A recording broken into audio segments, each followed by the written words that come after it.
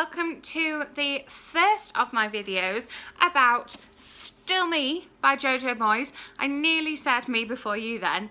That would have been silly. Still Me is the third book in the series that follows Louisa Clark. Me Before You is the first book in the series, and After Me is the second book in the series.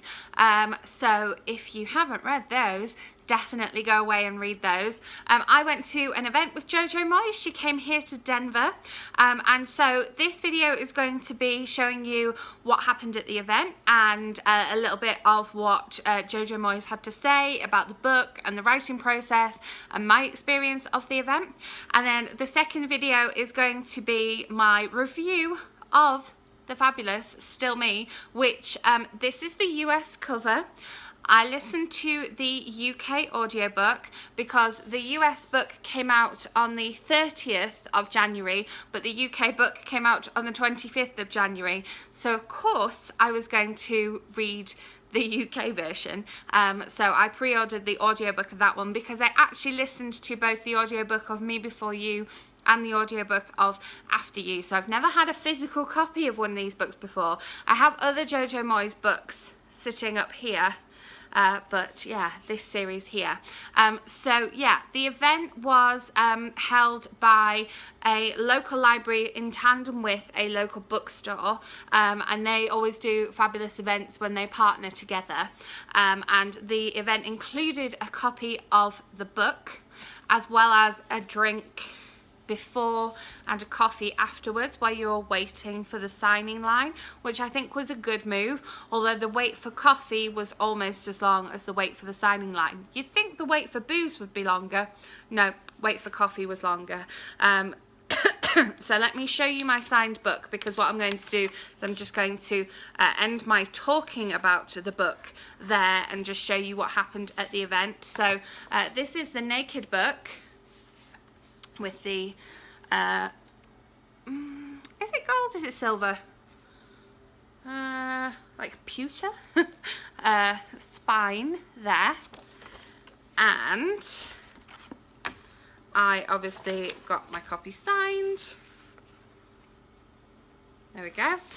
So yeah, so obviously Jojo Moyes was very entertaining. I've been to an event with her before back in London, so it was nice to sort of see her again. The signing line was quite quick, so I tried to have a bit of a conversation with her, but I don't think that was what the signing line was about. I think it was get your book signed and go away. But yeah, aside from that, the event was pretty good. It was very, very, very full. I don't know that I've been to a book event that was that full before. Even when I went to like a Bill Bryson book event, it wasn't that full. But on the whole, it was good. The seats were fairly comfy. They were crammed together like airplane seats, but you know, you're trying to get as many people as possible into a room. That's what's going to happen. But yeah, I will leave it there.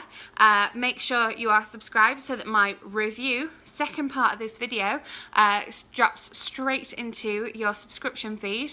And if you enjoyed this video, please give it a thumbs up. Let me know if you have read the Still Me, Me Before You, After You series, or indeed any other Jojo Moyes, because I do have a favourite Jojo Moyes that isn't part of this series.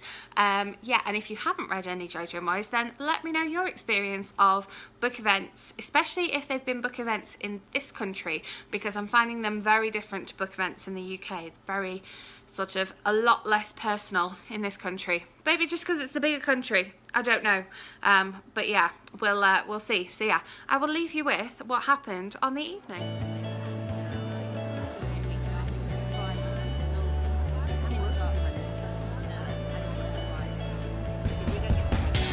So Still Me starts literally a matter of hours after the events of After You finish. So it's a really close sequel. And we join Louisa Clark as she arrives in the United States. And she arrives at JFK, and the first thing is in immigration, which some of you may have had experiences. Our publishing career was in such dire straits that I really just was satisfied if somebody paid me for the book and only 2 people read it. I'd written 8 books by then in England, and none of them had, it's fair to say, troubled the bestseller list. And there's only so long you can really be the next big thing before you're really not much of a thing at all. And so I wrote Me Before You really as a last-ditch attempt. It was a book that I felt passionate about. It was inspired by a story I'd heard on our local news. And I was just hoping to really write a book that would get enough readers that I could get another book contract. And my husband used to joke that it was going to be the book that killed my career completely. We're nice to each other like that. And something different happened, as you know. It came out in the UK, I think in 2011, or I've forgotten, to be honest, the last 5 years have been a blur. And it just took off. From the first week, it started to snowball at first slowly, and then every week that went by I would think, well, that's pretty good, that's better than I've ever done before. And I would fully expect it to go down again, because things always had, and it just didn't. And then it spread to other countries, and then finally it came to America. And in the meantime, something had happened. There was a full year between it coming out in the UK and coming out here. And in the meantime, I got a film deal in the UK. I got it pretty swiftly after the book had come out, and a film company who I won't name, because it's not the company that actually did the film in the end, asked for a meeting, and I really liked them, and they were really enthusiastic, and I agreed to option it to them. Now, the thing about writers optioning books is it's basically a lottery ticket. It sounds really exciting that someone's buying you, and there's some nodding going on here, buying the rights to your book to make a film, but the chances of that film happening are about the same as you winning that lottery. So it's always a nice thing, but you just think, oh well, that's enough money for a holiday or a pair of shoes or whatever. And this time it felt different. I felt really excited. I really liked the company. It had this tremendous energy. They had ideas. They were moving forward. So I handed it all over to them, left it in the hands of lawyers and managers and all those sorts of people, and didn't think too much about it. And then about 3 months later, I thought, what happened to that deal? So I rang my agent, and then she put in a few queries, and the answer came back, and they said, it's off. And I said, what happened? What did I do? Well, I don't get it. And they said, well, here's the thing. There's another film in France called The Untouchables, and it's a film about a quadriplegic man who builds a relationship with his male carer and how they change each other's lives. And Harvey Weinstein has brought the English language remake. It's not that kind of Weinstein story, but relax.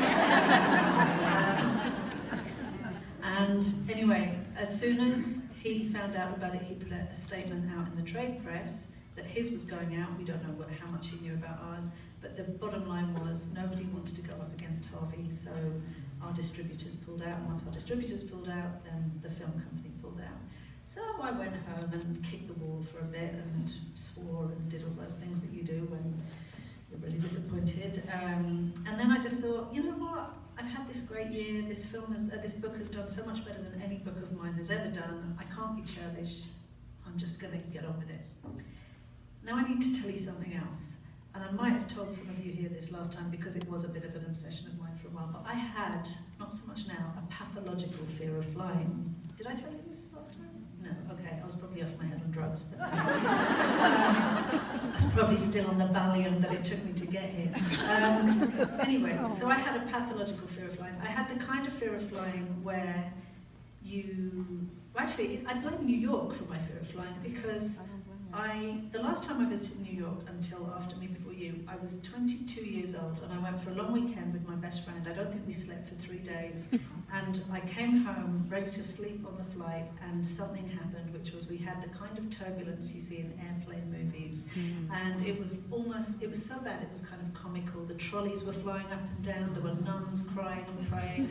I had 2 guys behind me who drank the best part of a bottle of whiskey and were talking about the houses of ill repute that they were going to visit as soon as they got to London. I was holding up the entire plane with my armrests, and nobody was grateful. And anyway, it was just one of those flights where you hold the hand of the man next to you who you've never met before.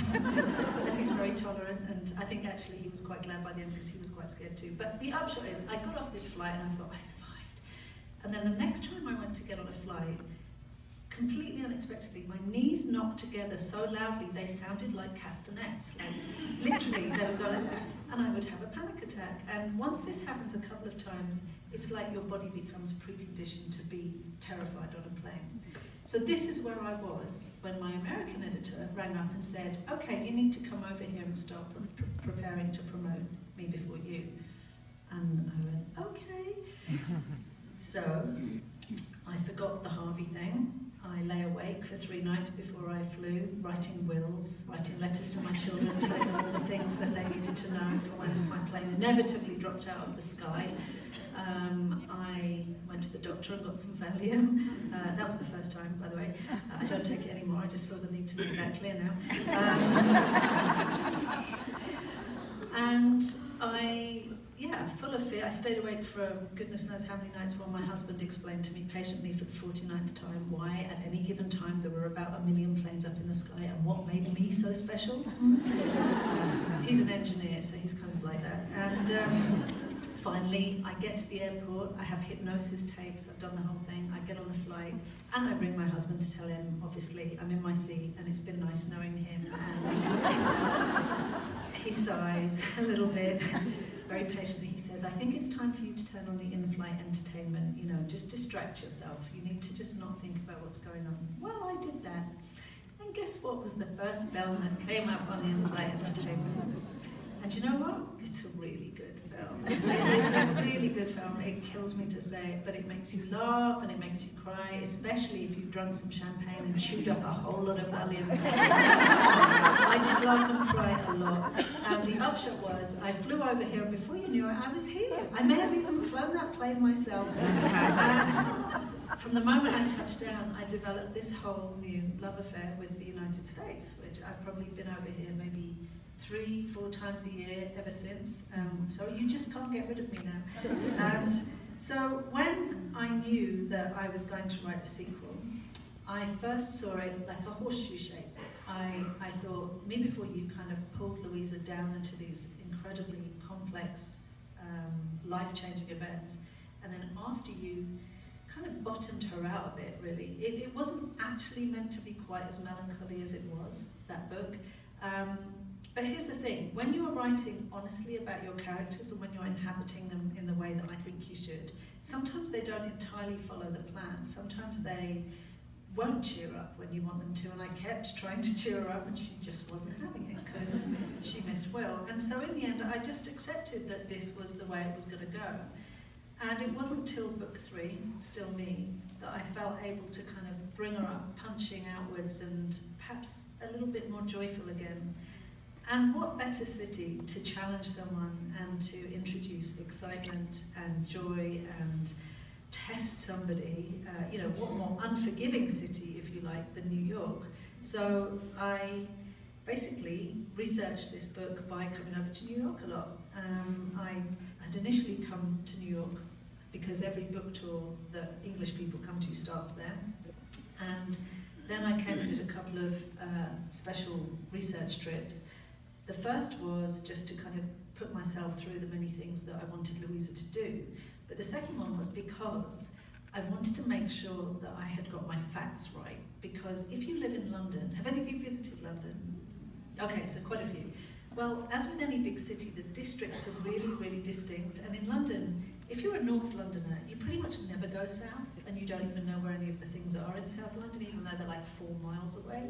That's how it works. And if you live in South London, you already go north. You know, if someone invites you to their house for lunch, you're like, oh, sure, maybe one day. Yeah. And I thought, I bet this must be the same in New York. So, worse than that, in the microcosm area with which I wanted to set this, which is on the east side of Central Park, 5th Avenue, I had to speak to people about the really minute divisions between the different parts of the blocks that lived around there, and they are very, very distinct, as some of you probably know already. I didn't. So I had to persuade somebody to let me into one of these incredibly exclusive apartments, which I did. They very kindly did. I have to say, I tried this the wrong way first, which turns out if you walk up and down 5th Avenue and look at these amazing walkways that literally have carpet across the pavement, because that's how wealthy these people are, they don't actually want to walk on the sidewalk. They have to walk on the pavement with carpet with like a covered roof thing to get to their limo. So I walked along and I chatted up the doorman and I was saying, you know, oh, this is an amazing blog and how old is it? And then I would say, is there any chance I can just come? No. I'm a novelist, I'm not like a terrorist or anything, no. So then I had to go a different tack, so I asked a friend of mine who has really good contacts with her, she could get me in, and a very good friend of hers very sweetly let me into her apartment. And I got the full perspective, which is quite different. You know, you're up in this building, they have a whole kind of blood flow, a blood system that is different to other apartment blocks, the way food comes in and out, the way their staff move around, where your car goes, where the security is, all that stuff I had to kind of find out. And you know, the fact that the oligarchs and the pop stars live on one side and all the kind of waspier people live on the other side, all that stuff was really important to me, because I think if you don't get those little minute details correct, the rest of it just doesn't leap off the page.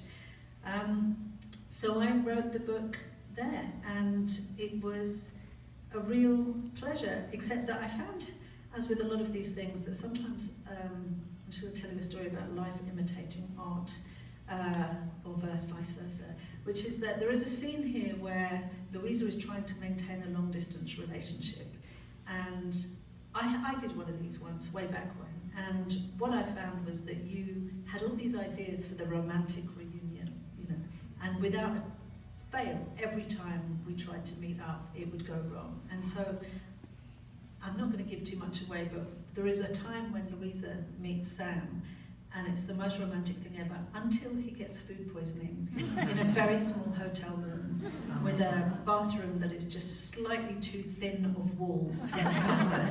This was loosely based on a story that a friend of mine had told me about a romantic weekend to Paris that ended up not being very romantic at all. I think you kind of already know where the story goes from what I've just said. Anyway, so I was laughing about writing this story, and it was very funny. And last year I didn't get much in the way of holidays because I was just so busy. And then we got to October, and I said to my husband, "We have to go away. This is nuts. You know, we're all exhausted." So I booked us a family trip to Lisbon, and my daughter's just gone to college, so it was just me, my husband, and our 2 boys. And we had rooms opposite each other in this swanky hotel with a glass bathroom. You know where this story is going. Anyway, on the second day, we hired a guy to take us around Lisbon, and the middle of the day, he said, "I'm going to take you to this seafood restaurant." I'm just going to finish this by saying, if you want to stay married, I really recommend not staying in a hotel with a glass bathroom when all 4 of you have catastrophic seafood poisoning. 4 days of it. 4 days of it. We can laugh about it now. But I don't think we spoke to each other or even looked at each other for about a week after we all got home. I don't really know why I'm telling you this story. I'm going to tell you another story while I'm here, because this is my last but one stop, and you're a friendly audience. But in case any of you know the Denver Hilton, I think that's where I'm staying, and I was relaxing before I came here, and I was going to, you know, sit in my bathrobe, catch up on my email. I ordered a salmon burger. No, this story doesn't end badly. Oh, only badly for me, not badly for anybody else. And I thought I'd watch a nice movie. And there's a film that I'd always wanted to see, and it's based on a book by Steve Martin called Shop Girl. Some of you may know it. And Claire Danes, Steve Martin. So I thought, how cozy, that's nice.